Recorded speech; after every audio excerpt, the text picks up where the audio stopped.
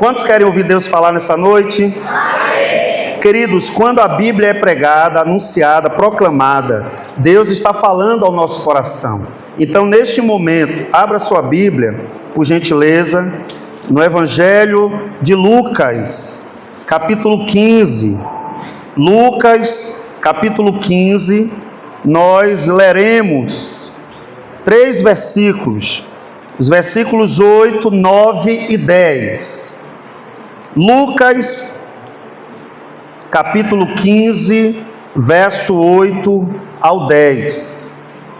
Lucas não foi um discípulo de Jesus, um apóstolo, diretamente, ele não aprendeu diretamente com Jesus. Porém, ele foi discipulado, ele foi trabalhado pelos apóstolos e ele teve muita experiência com o Senhor e foi um companheiro das viagens missionárias, um dos companheiros das viagens missionárias que Paulo fez. E Lucas era médico, mas também ele tinha uma vocação para escrever. Ele foi chamado por Deus para escrever 2 livros da Bíblia. Quem sabe quais são os 2 livros da Bíblia? Atos e o Evangelho de Lucas. Esse médico, esse servo de Deus, missionário, ele escreveu esses 2 textos. O primeiro texto é o Evangelho, que nós vamos ler uma porção dele aqui. Esse primeiro texto ele escreveu para anunciar toda a obra de Jesus Cristo, para que ficasse registrado para mim e para você. Já pensou, irmão, se nós não tivéssemos o registro de tudo que Jesus fez, ensinou, falou? Imagine se nós não tivéssemos essa bênção que é a palavra de Deus. Então, Lucas foi um dos autores da Bíblia e usado por Deus para escrever esses 2 livros. Quantos acharam? Então nós vamos ler o versículo 8 que diz: qual é a mulher que, tendo 10 dracmas, se perder uma, não acende a candeia, varre a casa e a procura diligentemente até encontrá-la? E tendo-a achado, reúne as amigas e vizinhas, dizendo: alegrai-vos comigo, porque achei a dracma que eu tinha perdido. Aí agora Jesus fala, ele finaliza a parábola dizendo: eu vos afirmo que, de igual modo, há júbilo diante dos anjos de Deus por um pecador que se arrepende. Amém? Vamos ler de novo o verso 10. Eu vos afirmo que, de igual modo, há júbilo diante dos anjos de Deus por um pecador que se arrepende. Amém? Que o Senhor fale conosco, Pai. Que o nosso coração possa ser terra boa, terra fértil, terra que gera fruto a 30, 60 e 100 por 1. Que ninguém saia daqui, Deus, sem ouvir uma palavra da parte do Senhor. E a porção que cabe a cada um, Deus, possa ser recebida com alegria no nosso coração. Ó Deus, em nome de Jesus, usa-me como instrumento, Pai. E que todo o teu povo aqui reunido entenda isso, Pai. Que, ó Deus, é a tua palavra que é a verdade, e que o nosso coração esteja disposto a obedecê-la para a glória e honra do Senhor, em nome de Jesus. Meus irmãos, eu preguei aqui não faz muito tempo, baseado no filho pródigo, que é uma das parábolas do capítulo 15. O capítulo 15 de Lucas é considerado como o capítulo dos achados e perdidos, ou dos perdidos e achados. Então, recentemente eu preguei, mas eu gostaria de voltar a esse capítulo hoje e falar especificamente da parábola da dracma perdida. Jesus, ele contou muitas parábolas.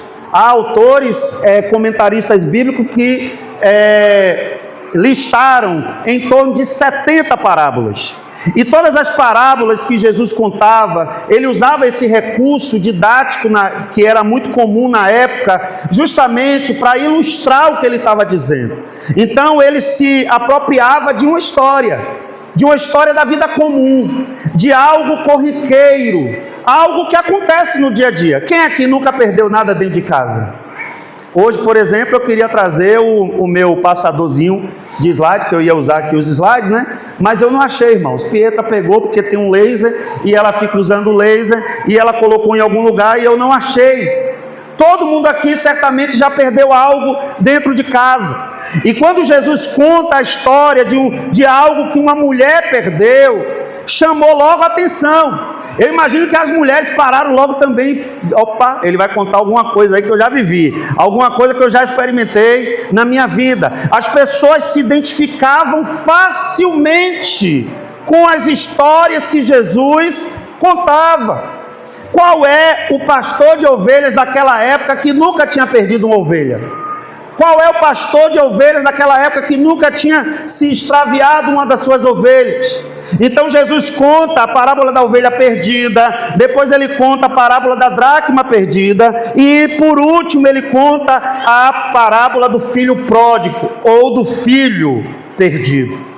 O filho que se perdeu, o filho que foi embora. E quem aqui não conhece uma família de um filho que foi ficando ali pelos 17, 18, 19 anos e decidiu ir embora, ganhar vida em São Paulo, ganhar vida em outro canto do Brasil? Quem não conhece, aqui é muito comum isso. Eu tenho muitos alunos que terminaram o ensino médio no ano retrasado, no ano passado, e que estão fora da nossa cidade. Isso é muito comum. Mas o caso aqui não fala especificamente sobre ovelha, sobre dracma, que era uma moeda, que podia ser de prata ou de ouro, mas principalmente de prata. Não se trata de prata, não se trata de moeda, não se trata de ovelha, não se trata de filho especificamente, mas se trata de pessoas que precisam de Deus. O versículo 1 do capítulo 15, por favor, acompanhem comigo, não feche sua Bíblia. O capítulo 15, no versículo 1 diz: aproximava-se de Jesus todos os publicanos e pecadores para o ouvir. Quem é que se aproximava de Jesus? Publicanos e pecadores. Mas os publicanos não são pecadores? São também. Só que como eles eram funcionários públicos, como eles eram, talvez de um outro patamar social na cabeça das pessoas, então Lucas faz essa distinção. Eram publicanos, eram pessoas que eram rejeitadas pelos judeus, eram pessoas que os judeus tinham muita mágoa. Por quê? Porque eles se aliaram com o poder do Império Romano para cobrar os impostos, e via de regra, eles eram muito injustos. Lembra de Zaqueu? Quem lembra de Zaqueu, gente? Lucas capítulo 19, Zaqueu, ele se arrependeu, e a Bíblia diz que Zaqueu disse o quê? Que se ele tivesse defraudado alguém, que ele fazia o quê? Ele devolvia 4 vezes mais, porque era o que a lei de Moisés ensinava. Se você pegar alguma coisa de alguém, se você surrupiar alguma coisa de alguém, a demonstração que você se arrependeu realmente você vai lá e devolve 4 vezes mais o que você pegou. Então Zaqueu se arrependeu. Mas por que ele falou? E se eu tenho defraudado alguma coisa de alguém? Porque era a coisa mais comum um publicano roubar das pessoas. E aí, irmão, no versículo 2 diz o quê? E murmuravam. Quando Jesus foi visitado ali por publicanos e pecadores, os fariseus e os escribas ficaram como, irmãos? Felizes? Ficaram felizes? Não. Ficaram murmurando. Quem é esse Jesus aí, hein? Quem é esse homem que anda se assentando com publicano? Quem é esse Jesus que anda se assentando com pecadores? Pecadores aqui tem a ver com aquelas pessoas de baixa moral. Aquelas pessoas da cidade, às vezes que você diz assim: vixe, fulano tem uma vida muito errada, muito torta.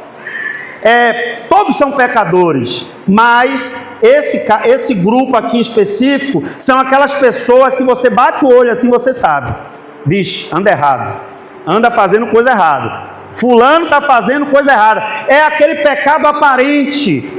É aquele pecado que todo mundo sabe o que é que a pessoa anda cometendo. E aí é interessante, irmãos, que Jesus, ele conta essas parábolas para falar da nossa salvação.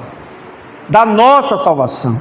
Do perdão dos nossos pecados. Jesus conta essas parábolas para dizer que existe uma alegria no coração de Deus quando um pecador se arrepende, quando alguém reconhece que é pecador e que precisa da graça de Deus. Há alegria no coração de Deus.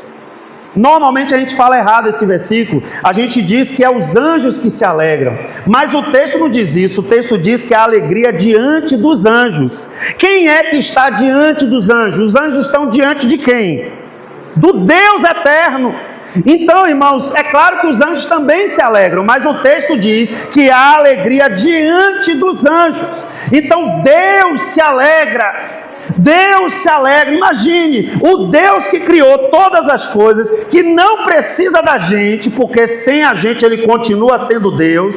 O Deus que criou tudo, ele se alegra quando há arrependimento no nosso coração. Arrependimento é mudança de vida. Quando nós mudamos de vida, Deus fica feliz. Quem está entendendo isso? Então, Jesus ele toma uma atitude, deixando claro que ele quer buscar. Então a ovelha, ela se perde por displicência, ela não tem inteligência, ela não sabe o que está fazendo. Então ela se afastou do rebanho. A dracma se perdeu por descuido. A mulher se descuidou e a dracma foi perdida. E o filho se perdeu por rebeldia.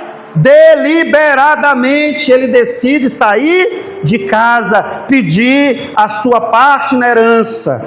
Inclusive os jovens ouviram essa palavra ontem, com a missionária Sandra que veio para ministrar para eles, e ela pregou em cima desse texto do filho pródigo, falando justamente sobre isso, quando muitas vezes nós nos encantamos com outros projetos, com outros objetivos. Cuidado, porque você pode estar se encantando com aquilo que não é projeto de Deus para a sua vida. Amém, irmãos? Dá uma olhadinha para o lado aí, para a pessoa que está do seu lado, e fala assim, ó, cuidado. Cuidado. Todos nós, fala para mim também, cuidado, pastor. Todos nós temos que ter cuidado com isso, irmãos. Porque todas as vezes, se eu não me engano é Billy Graham que diz isso, todas as vezes que você quiser se afastar do projeto de Deus, Satanás estará com o barco esperando, sempre. Você viu Jonas? Gente, você acha que era fácil chegar assim, num lugar e pegar um navio rápido assim? Vocês acham que era fácil? Ônibus para pegar já é difícil hoje, imagine um navio, gente. Mas quando Jonas decidiu se afastar do projeto de Deus, ele chega no lugar e o navio já estava lá saindo. O diabo sempre vai ter uma embarcação perto quando você decidir se afastar do projeto de Deus. Pastor, eu já entendi que essas parábolas, então, elas estão falando da insistência de Deus. Deus insistiu comigo, irmãos. Deus foi misericordioso comigo.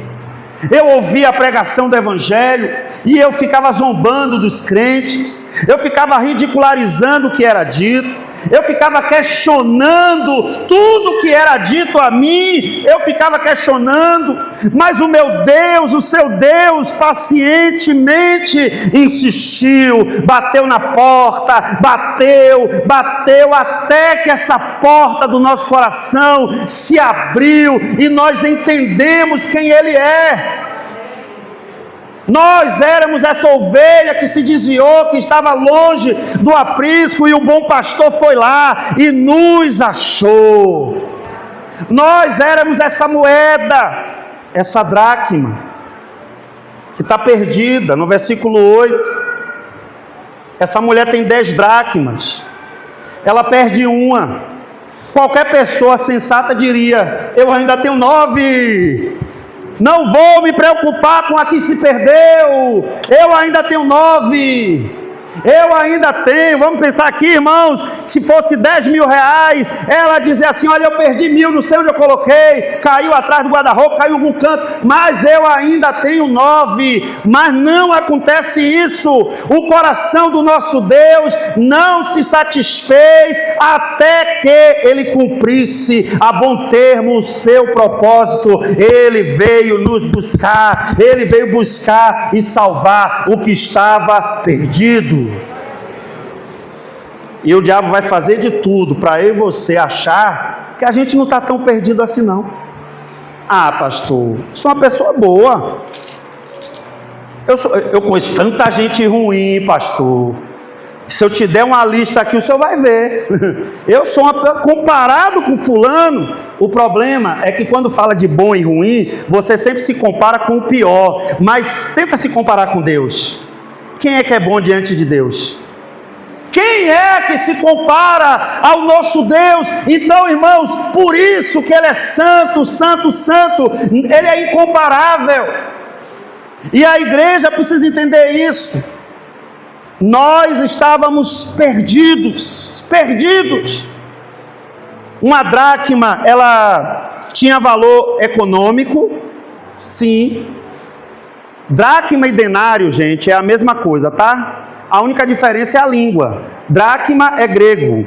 Os gregos, quando pagavam o salário de um dia de um trabalhador, pagava como? Com a dracma. E os romanos? Pagava com denário. A única diferença é essa, tá? Mas era respectivamente o salário de um trabalhador. Essa mulher tem 10, mas ela perdeu uma.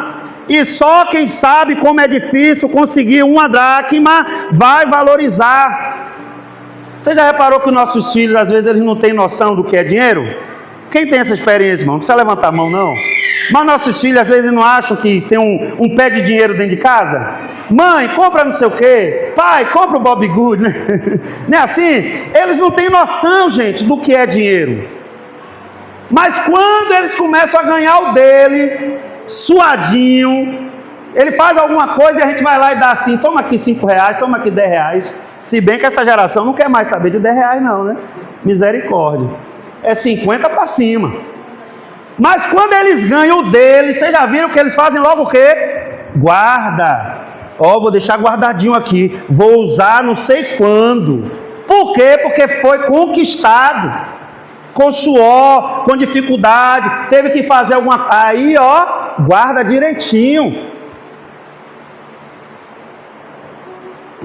Aquela menina, aquela mulher, aquela moça, aquela senhora, ela perde uma dracma. E talvez também é possível que ela, por estar numa região romana, ela não usa denários, por quê? Porque aquilo não era dinheiro para usar no dia a dia. Sabe aquela coisa que a pessoa diz assim, ó, eu tenho uma cédula de $1. Não tem isso que a pessoa coloca na carteira? Não vai usar nunca, né? Dificilmente vai ter que fazer o câmbio daquilo ali, não é isso? Mas tem gente até que coleciona. Se ela está numa região que usa denário, por que ela está com dracma? Aí os historiadores vão levantar uma suposição. Ela tinha um colar que era comum na época. Um colarzinho que as noivas colocavam. As noivas colocavam esse colar para esperar o dia do casamento. E que muitas vezes a noiva não sabia quem era o noivo. Era alguém que ia vir de tão distante, lá da terra de Shrek. Não é assim? Era alguém que ia vir de muito longe e já ia chegar na semana do casamento. Não era assim, irmãos? Então a noiva, a prometida, recebia um colar. E ela guardava esse colar. Para quê? Para aguardar o dia do casamento. Ah, pastor, me parece que agora faz mais sentido o desespero dela. É ou não é, irmãos? Me parece que entendendo isso, que possivelmente era um colar de casamento, agora faz sentido, irmãos. Pensa aí, irmã. Você está esperando, né? Varão que vai vir para casar, aquela coisa toda, já está preparando tudo. Aí de repente, cadê a aliança? De repente, alguma coisa que é condicionado ali para o seu casamento. Cadê? Cadê o documento? Cadê a certidão de nascimento? Não tem essa agonia na hora dos casamentos? Tem gente que veio de outra cidade, tem que mandar buscar a certidão, é uma confusão, aquilo ali só vale tantos meses. Irmãos, ela ficou desesperada. O texto diz o quê, irmão? Vamos voltar para o texto? O texto diz que ela procurou como? Diligentemente. Ela procurou com diligência. Ela ficou, irmãos, inquieta. Em outras palavras, é como se estivesse dizendo aqui: olha, eu vou procurar até achar. Deus te procurou até te achar, sim ou não? Ele foi e te buscou até te encontrar.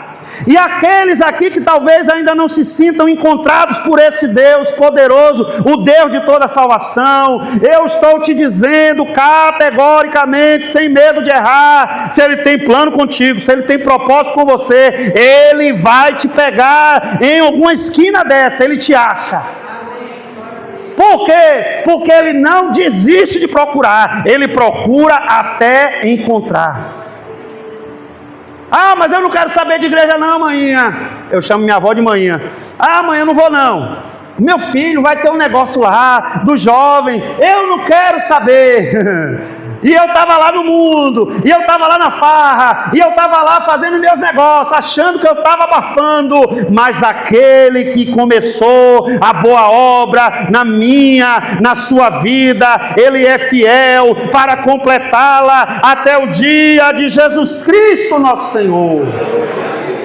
Ele não desistiu de mim. A mulher perde a dracma dela. As casas, irmãos, as casas de antigamente não era igual hoje não, irmãos. Hoje qualquer casa tem uma cerâmicazinha bonitinha, tem alguma coisa ali, né? É muito comum, é raro hoje em dia, graças a Deus. E que melhore ainda mais a vida do nosso povo, para que a gente possa ter e poder usufruir de coisa certa, de coisa saudável, coisa boa. Mas naquela época, as casas eram de terra batida, muita poeira dentro de casa. Não tinha janela, irmãos. Só para você ter uma ideia, na Idade Média já era assim, ó. Vocês já viram aqueles casarões que tem em Salvador, que passa na televisão? Quem já foi em Salvador já viu pessoalmente. Quem já foi em São Paulo já viu casarões em lugares mais históricos? Sabe como é que se media o poder econômico de uma família? No Brasil? Sabe como é que se media? Pela quantidade de janelas. Quanto mais janela tivesse numa casa, mais dinheiro tinha aquela família. Não era assim.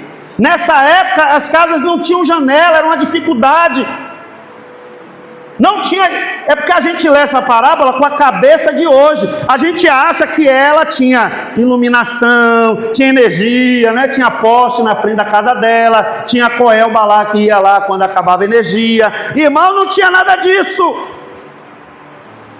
Quando a gente fala de lamparina, a gente pensa que é essas mais moderninhas, que é com gás, né? Que acende, que ilumina um bocado de coisa. Não, queridos. Era aquelas lamparinas bem pequenininhas de cerâmica, que você colocava o azeite e iluminava muito próximo do chão, para você conseguir iluminar. Era uma dificuldade. Pelos cantos, pelas gretas, de todo lado, que caiu essa moeda. Onde está essa moeda? E eu me recuso a acreditar, irmãos, que esse texto está falando só da nossa salvação. Sabe por quê? Porque esse texto fala da nossa salvação, que é o contexto imediato, logo é esse. Porém, Deus tem um negócio com a família, sim ou não? Deus tem um negócio com a família. Todas as vezes que Deus quis fazer alguma coisa, irmãos, na terra, coisa grande, Ele chamou uma família. Ele começou a geração dos homens através de um casal que constituiu uma família.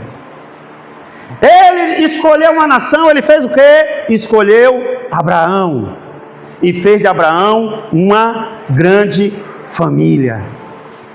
Deus sempre que quer fazer algo, Ele escolhe uma família.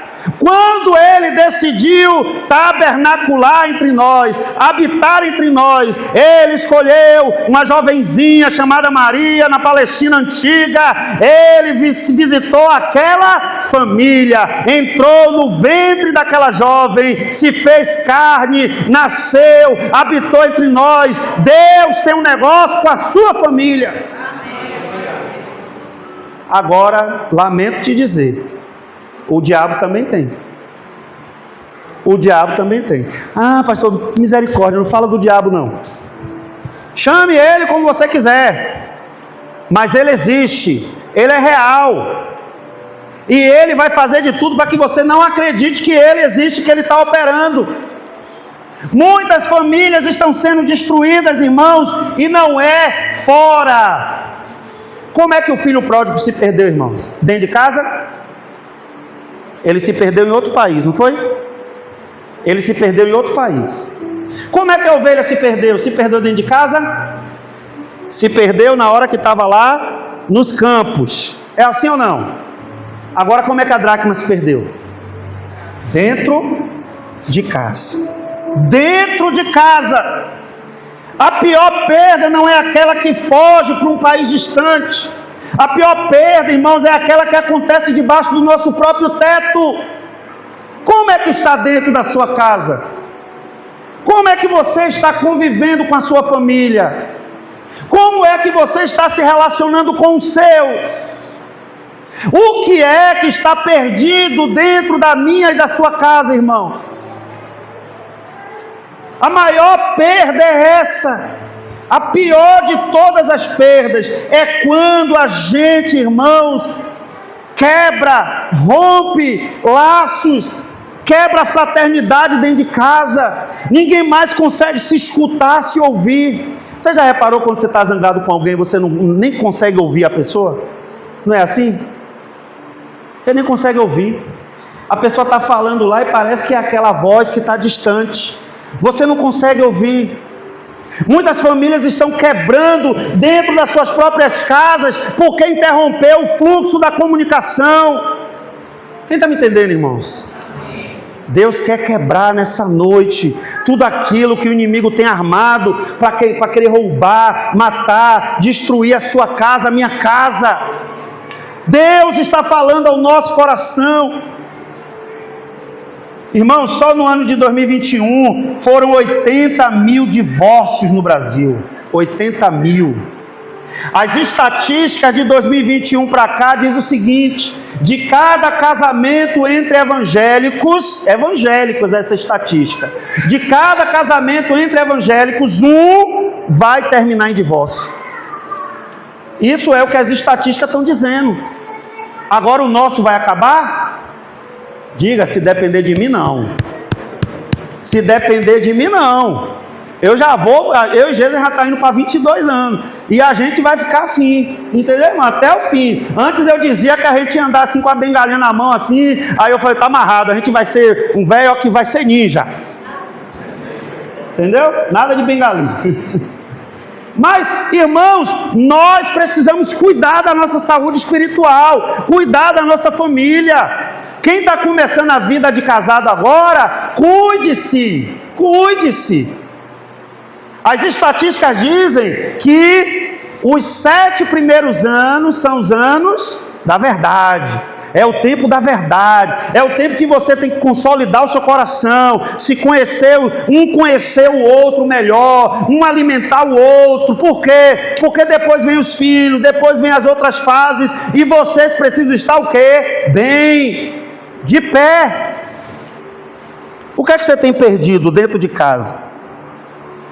20 milhões, irmão, não é mentira isso não, pode pesquisar depois. 20 milhões de brasileiros. Isso dá quase 8% da população brasileira. Não tem o nome do pai no registro civil. Os homens do nosso país fogem da sua responsabilidade. Mas a igreja, nós, filhos de Deus, fomos chamados para fazer a diferença. Amém, irmãos? Nós não somos daqueles que retrocedem, nós somos daqueles que avançam e que obedecem ao Senhor. Nós temos pessoas com vícios terríveis. Eu quero dizer para você, irmãos, tem muita gente que acha que o diabo é burro. E eu tenho uma notícia péssima para te dar. Ele não é burro. Ele sabe cada substância que o seu corpo precisa. Sim ou não, irmãos? Ele sabe. Ele é experiente, gente. Ele é vivido. Ele é rodado mesmo. Por quê? Porque ele diz que fica rodeando a terra, né? Não é que está lá em Jó? Ele fica rodeando a terra. Ele fica ouvindo as conversas dos laboratórios, do povo que sabe e entende das coisas. Ele sabe de tudo, gente. Ele sabe. E ele sabe que o meu corpo e o seu corpo precisa de uma coisa chamada dopamina. Quem já ouviu falar disso? Dopamina. E gente, as pessoas estão ficando dopadas. Estão ficando dopadas. Literalmente. Porque esse negócio de ficar passando o dedinho no celular, nada mais é o quê? Dopamina da pior qualidade.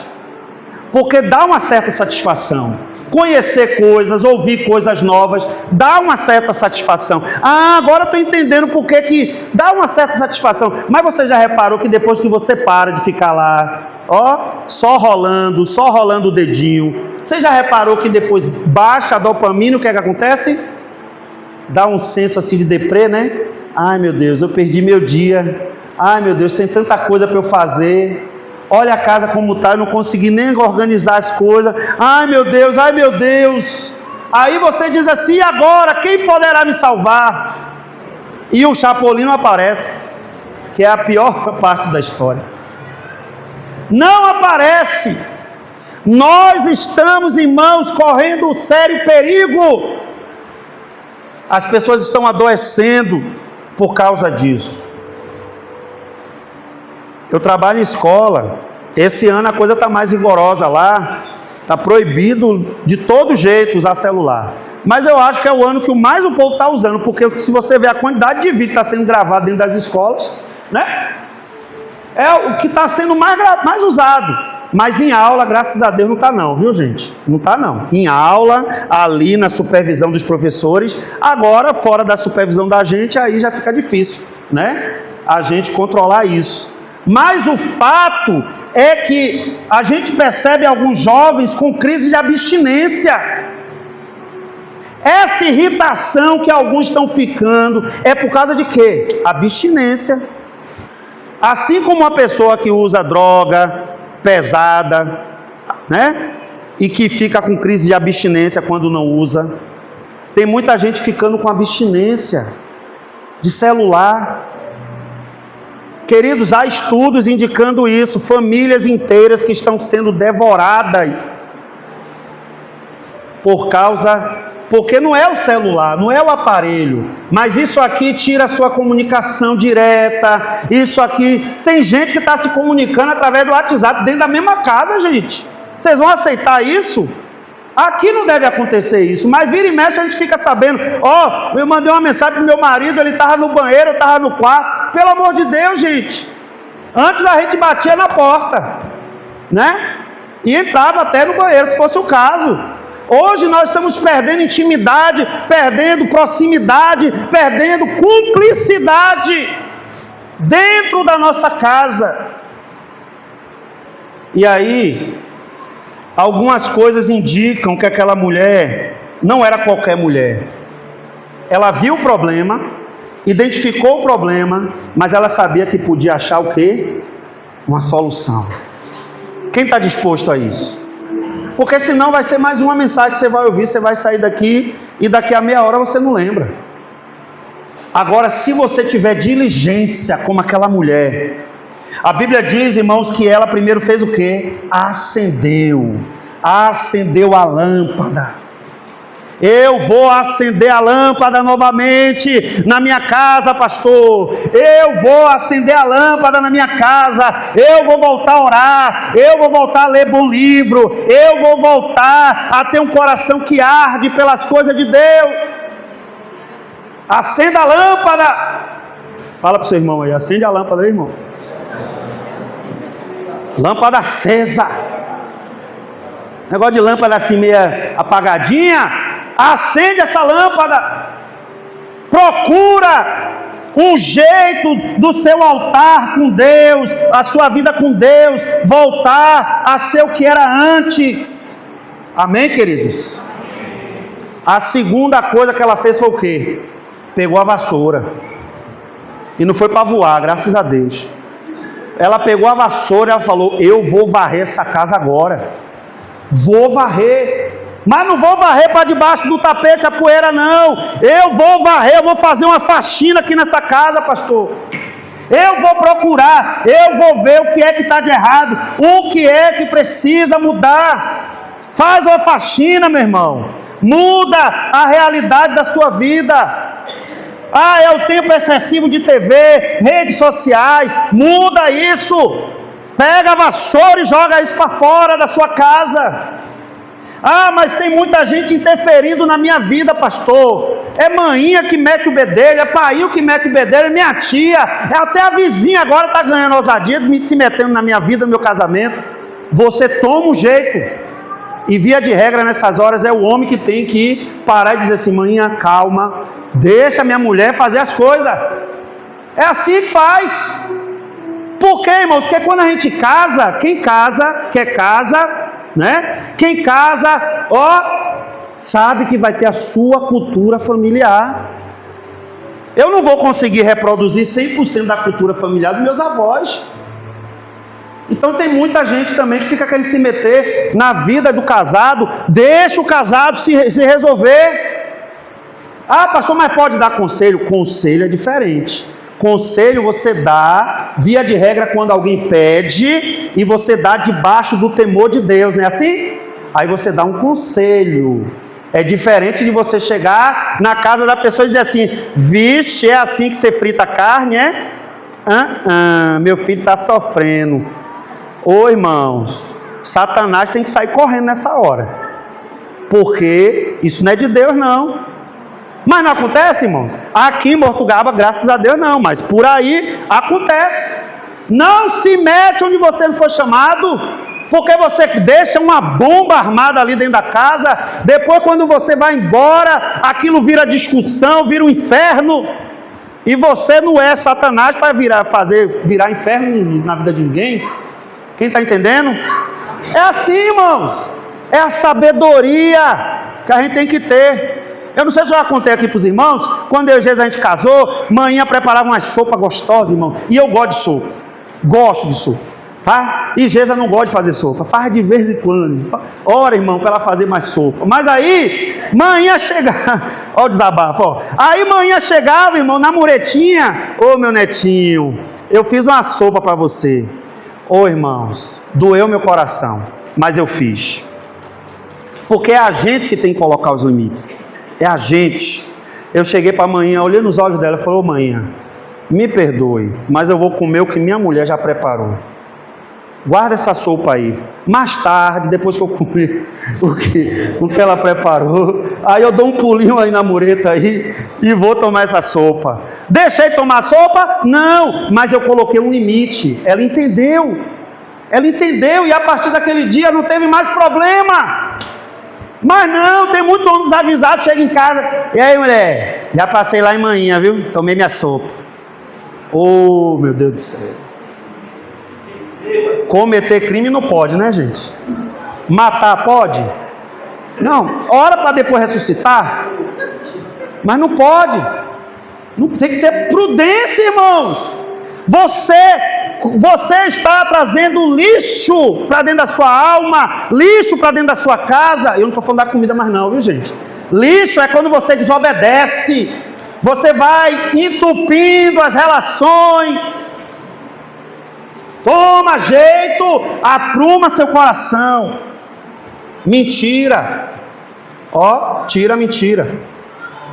Eu já falei aqui para os irmãos, lá em casa, todo mundo, até Pietro, eu acho que já sabe minha senha no celular. Se proteja, meu irmão. Não é desconfiança, não, gente. Ah, pastor, a gente vai viver uma casa cheia de desconfiança. Não, não é desconfiança. É você mesmo se proteger. É você mesmo dizer assim, ó, não tem segredo. Não tem. Pode pegar aqui, olhar todas as mensagens. Não tem segredo. Ah, pastor, mas todo mundo tem direito à privacidade. Então não case. Quem não é casado aqui ainda e que acha que a privacidade é uma coisa muito importante, não case, porque depois que casa, acabou a privacidade. É assim ou não é?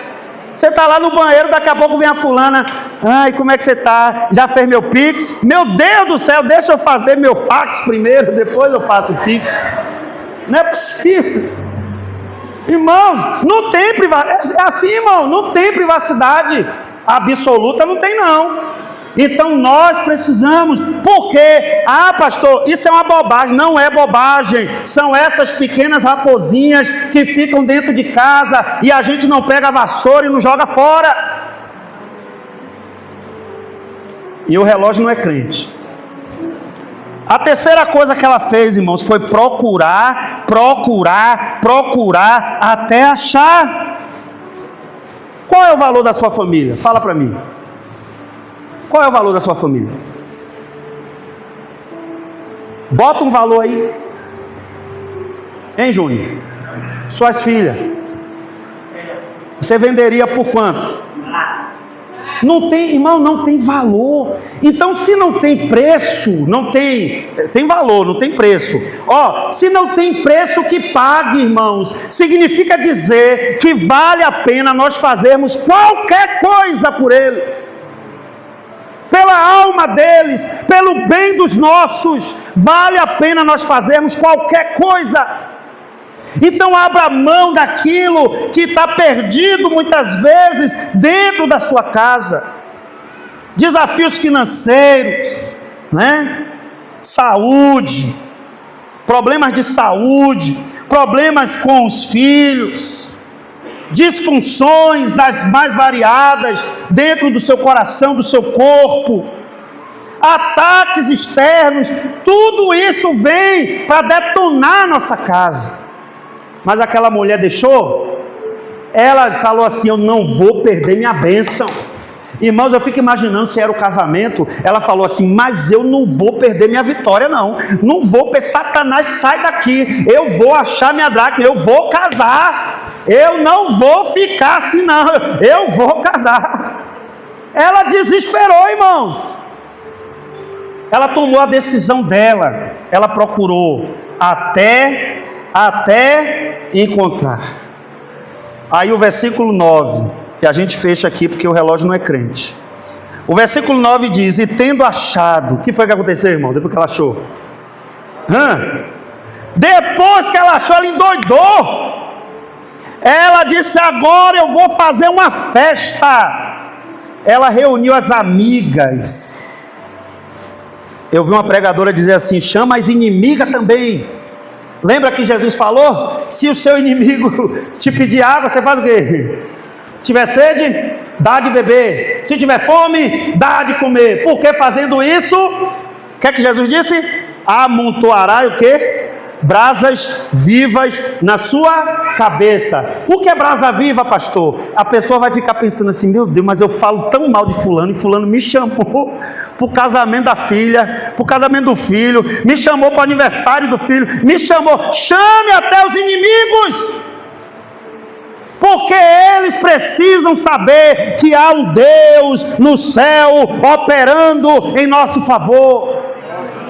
E eles vão deixar de ser inimigo em nome de Jesus.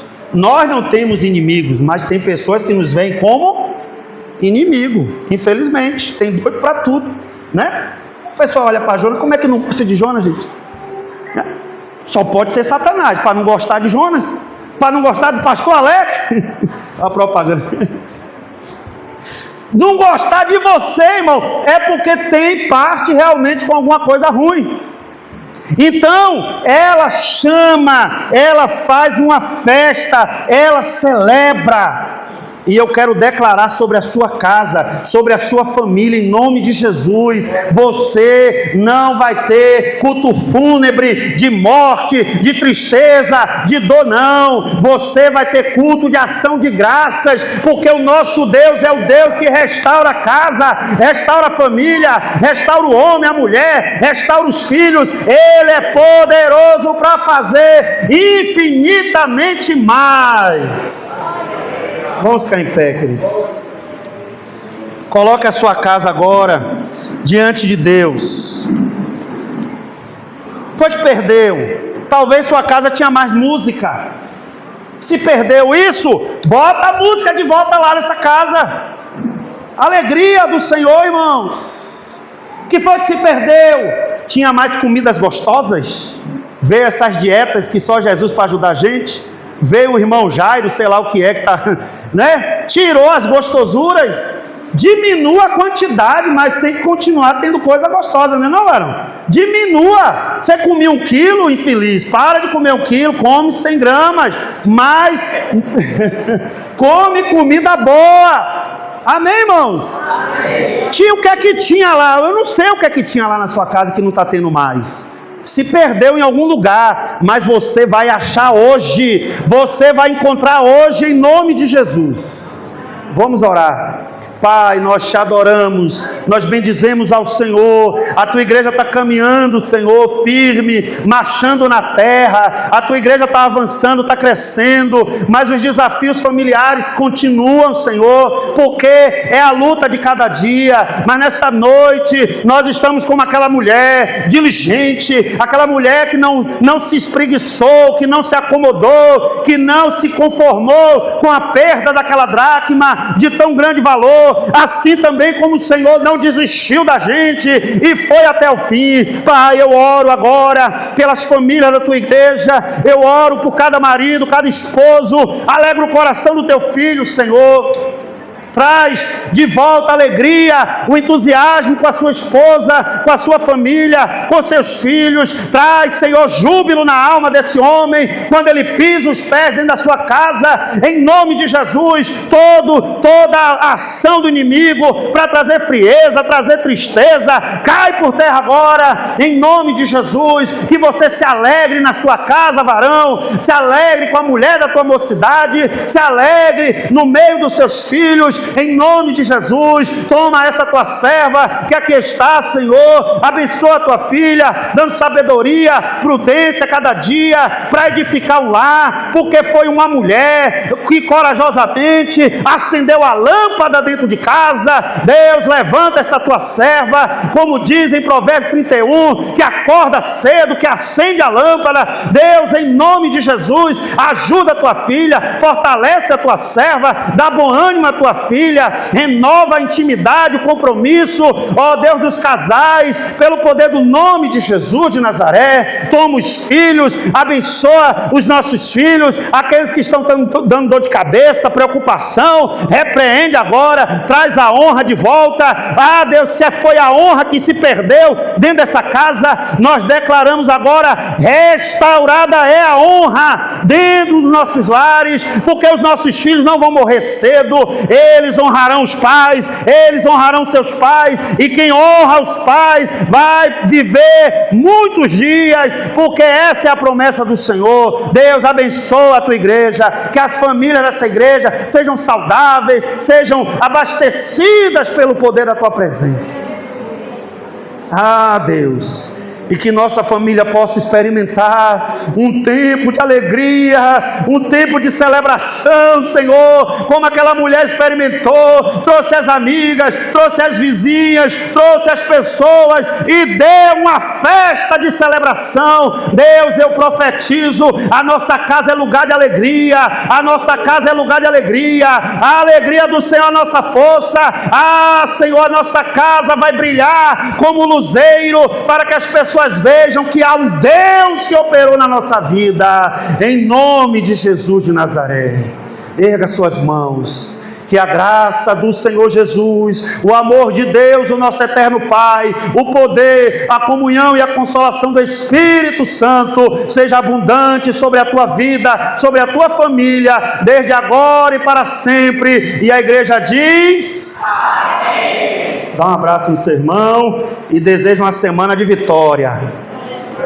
E sai daqui com a lâmpada acesa para achar coisa boa lá, viu? Vocês vão achar coisa boa, hein? Acende essa lâmpada.